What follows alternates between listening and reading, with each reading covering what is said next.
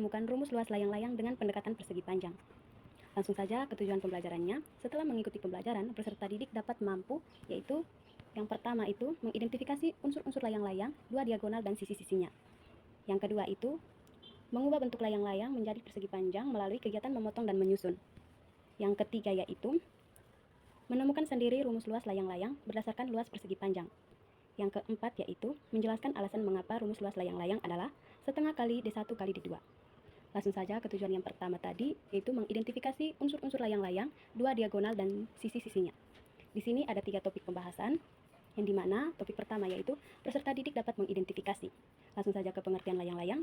Dalam konteks geometri, layang-layang adalah bangun datar 2 dimensi dengan jenis segi 4 yang memiliki 2 pasang sisi yang sama panjang, di mana masing-masing pasangnya saling berdekatan. Topik kedua yaitu unsur-unsur layang-layang. Langsung saja, yang pertama itu sisi.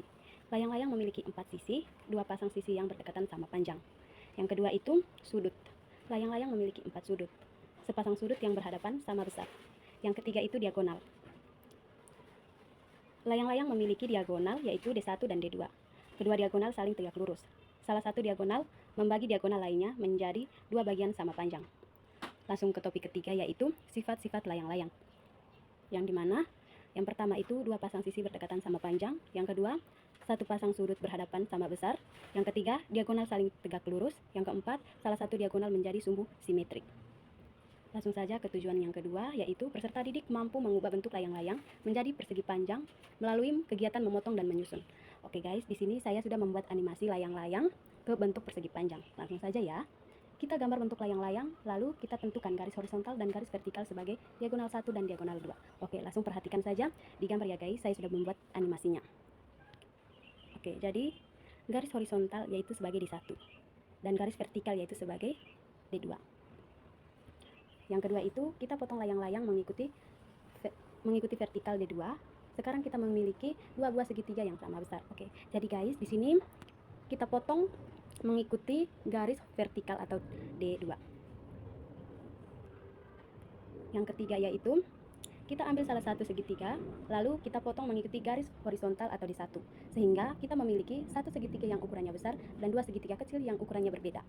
Langsung saja lihat di animasinya ya guys. Di sini saya sudah memotong segitiga tersebut menjadi satu segitiga besar dan 2 segitiga kecil yang ukurannya berbeda. Langkah yang keempat itu tempelkan dua segitiga kecil tersebut ke segitiga besar yang masih utuh. Letakkan sedemikian rupa sehingga membentuk persegi panjang. Langsung saja kita lihat di animasi ya guys. Oke, jadi segitiga kecil bagian atas kita tempelkan di segitiga besar bagian atas, sehingga kita dapat bentuk baru ya guys dari animasi tersebut. Lalu yang kedua itu segitiga kecil di bagian bawah kita tempelkan di segitiga besar tapi di bagian bawah ya guys, sehingga kita mendapatkan persegi panjang. Langsung ke tujuan ketiga itu peserta didik mampu menemukan sendiri rumus luas layang-layang berdasarkan luas persegi panjang. Jadi guys, setelah disusun menjadi persegi panjang, kita dapat diperoleh panjang persegi panjang sama dengan diagonal pertama atau D1. Lebar persegi panjang sama dengan setengah diagonal 2 atau setengah D2. Jadi karena luas persegi panjang sama dengan panjang kali lebar, maka luas sama dengan D1 kali setengah D2. Sehingga luas sama dengan setengah kali D1 kali D2. Langsung saja ke tujuan keempat. Peserta didik mampu menjelaskan alasan mengapa luas layang-layang adalah setengah kali D1 kali D2. Ayo guys, mengapa menggunakan setengah? Langsung saja ya. Oke, jadi karena ketika layang-layang diubah menjadi persegi panjang, maka terdapat yang pertama itu panjang persegi panjang sama dengan diagonal pertama. Lebar persegi panjang hanya setengah dari diagonal kedua. Maka dari itu, luas sama dengan panjang kali lebar, atau D1 kali setengah D2. Sehingga kita dapat rumus luas layang-layang yaitu setengah kali D1 kali D2. Artinya luas layang-layang berasal dari luas persegi panjang hasil penyusunan animasi kita tersebut.